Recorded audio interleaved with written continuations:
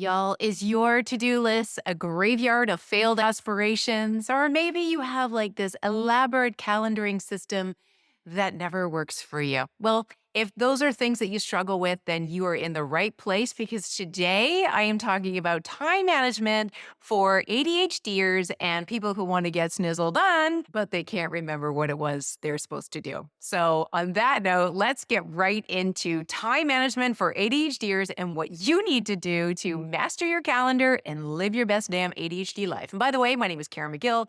I have ADHD. I'm an ADHD coach, and I am here for the busy brains that want to get schnizzled on, but struggle with time management and all of the things. And if you are somebody who needs a productivity kick in the butt, then I hope this video helps. But if you want more, check out my program, Distraction to Action, which is a productivity boot camp specially designed for ADHDers using the latest of neuroscience and coaching techniques in order to help you get going on what it is you want to do, follow through, and kick ass. So, with that said, let's get into time management and how we can do better with it. So, here's the problem. Tell me if you can relate.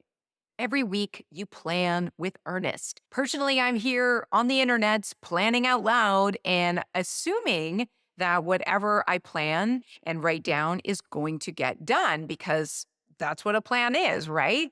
But the problem is that come Friday on most weeks, I look at my to do list and it feels like there is this black hole somewhere in between the intention to do things and the activation and execution of doing things. There's this period where we just don't understand where time goes. And therein lies the problem. So I went in search of productivity experts to see what they had to say about actually planning things and getting things done. And I got some really unsatisfying responses like use a to do list and a calendar and slow down and focus on one thing at a time. Well, first of all, I do use a to-do list, but it's never getting to done. I also use a calendar, but for some reason I still have a black hole and slow down and do one thing at a time. Have you met my ADHD brain? It just doesn't work that way.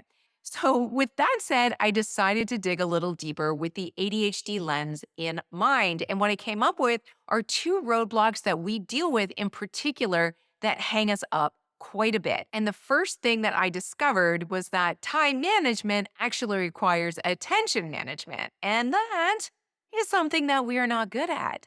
We have very fast brains, but our brakes are a little faulty. What I mean by that is we have a lot of thoughts, impulses, reactions, and it's our prefrontal cortex that is supposed to be that part of our brain that says, simmer down, slow your roll, let's do one thing at a time. But we don't always have access to our prefrontal cortex. That wiring is a little sketchy. So we don't have that part of the brain telling us to slow our roll often enough. So as a result of that, we are often stuck in rumination or we're hyper fixed on something or our attention is just off somewhere in the yonder and it's never on the passage of time. That's why we're always finding ourselves perplexed that we don't know where the time goes and we never seem to get enough done. We're just not paying attention to the passage of time. The other struggle I discovered is not exclusive to ADHDers, but it is something that we are generally very good at, and that is temporal discounting. And what that means is that we discount the value of things that are in the future that are actually quite important, but because they're not here and now, we don't see them as being as valuable. So this can mean that we're buying things on credit that we're going to have to pay for later, or we're ordering a burger and fries instead of a salad, or we're not going to work out because we just don't feel like it today. What happens is that every poor choice that we make in the today means that our future self is going to pay the price for it. They may have to work longer and forego retirement because your today self couldn't save money, or they may suffer from health consequences because today's self didn't want to make the choices to invest in our long-term health. So we all know how that goes, and it's something that all humans deal with. But here's the interesting part. When it comes to ADHDers, as Dr. Russell Barkley has said, our brains are very focused on either the now or the not now. So we can address things in the now when they're urgent or interesting or something's turned into a dumpster fire and we're late on a deadline and we need to get something done. We can rally and we can totally work under stressful circumstances, but we don't want to do that. What we want to do is have more of a visceral connection to our future self, who will appreciate it if we save for retirement and eat the salad instead of the French fries and all of those great things. So That is temporal discounting, and it impacts our decision making, our impulsivity, and other areas of ADHD. But because that's a big topic, I'm going to save that for next week's video, and I'm going to come back to how we can better manage our time in the here and now so that we can plan better and actually execute on what it is we want to do. So, coming back to what I said before, time management requires attention management, and that is not our strength. Now, let's start with what I don't recommend doing. I don't recommend you thinking that your brain is eventually going to get better at tracking time. It's probably not, because the passage of time is boring and your brain doesn't like to focus on boring things. So, the minute you accept that and you realize that this is never going to be your superpower, then you can start designing your external environment to set you up for success. What do I mean by that? Timers, obnoxious alarms, various different ambient reminders. All of those things are going to help you manage the passage of time without you having to think about it. Let me give you an example. When I worked in corporate at a desk in an office, I was on the Outlook system. And whenever I was working on something and I had a meeting coming up, Outlook would give me this little obnoxious reminder about 10 minutes before the meeting started. I hated it, but it was necessary because it helped me transition from what I was doing to what I needed to do next. And that was really helpful. Now, when I'm a solopreneur and I work at home, sometimes I'm at my desk and my Google Calendar will give me that same obnoxious reminder. But sometimes I'm running around the house or I'm taking the dogs for a walk or I'm doing something else, in which case I need to have a lot of ambient reminders so that I can transition when I have appointments coming up. So I am somebody who has a lot of anxiety around appointments, and I'm always super concerned that I'm going to be late for them. So I can thank my anxiety for keeping me on a timed schedule. But to help me manage that anxiety, I also have a lot of ambient reminders. If I have a coaching call at 2 o'clock, I will ask Alexa 15 minutes before that call to remind me to start getting ready. So that means that I can finish whatever it is I'm doing and take a few minutes to get centered and grounded before I get on my coaching call and bring my best to that experience. So, my question to you is, how can you set up your environment where you spend the majority of your time at home and at work to help you remember the transition of time rather than you trying to remember yourself, because you probably won't? And why would you want to spend cognitive energy on the passage of time when there's so many different ways to have that done for you? Now, the second tactic that I'm going to share with you, you're not going to want to do. I know it. I didn't want to do it when I first did it, but mind was blowing when I did it. I invite you to time track the recurring tasks that you do in a day that are big chunks of time. So let me give you an example. Let's say from Monday to Friday, the things that you need to do to get everybody out the door is to, number one, get yourself out of bed and get ready for the day. Then get your children dressed and ready for the day, and then get everybody out the door to their respective places. So those are three big tasks that a lot of people do. Maybe yours might look different, but you get the general idea. What I want you to do is write down an estimation of how much time each of those tasks take. Maybe you think it's 30 minutes, maybe you think it's 40 minutes, maybe you think it's 90 minutes, or maybe you think it's 10 minutes. Write down whatever you think it's going to take. Now, what I want you to do is get yourself a timer, a piece of paper, and a pen.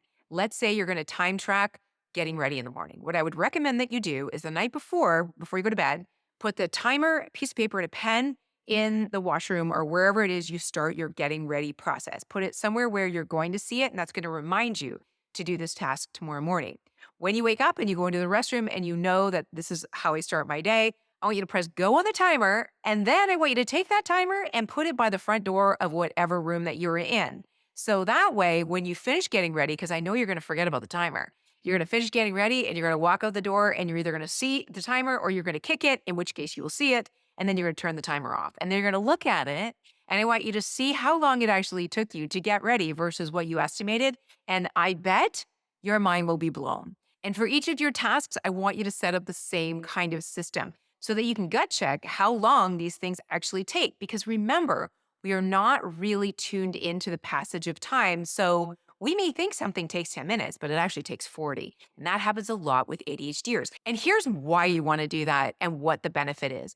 Once you know how long it takes you to do these complex everyday tasks, it is going to make your process of setting up to-dos and planning your week so much more realistic and clear, and you're going to get more done as a result. Let me explain. If you learn that your entire getting ready process and getting your kids out the door, all of that takes about 2 hours, then you're going to be less inclined to put 46 to dos on your to do list to get done before lunchtime because you know now that that's not realistic. Once you have a better grasp of time, then it's going to make planning your week so much more precise. And at the end of the week, you will actually be checking off all of the things that you did get done, and there will be zero shame in that game because now you know exactly how much you can do in the week. The other thing that this is going to do is give you a very visceral sense of how much free time you actually have in your day. And then when you come to realize that maybe only 90 minutes of your day is free and unaccounted for, you'll be far less likely to say yes to random requests that come in that we have a tendency to always say yes to, because now you know I've only got 90 minutes of my own time every day. And I would rather spend that sitting on the couch watching Netflix than helping you with the school bake sale. You know what I mean? Like that is really going to crystallize things for you.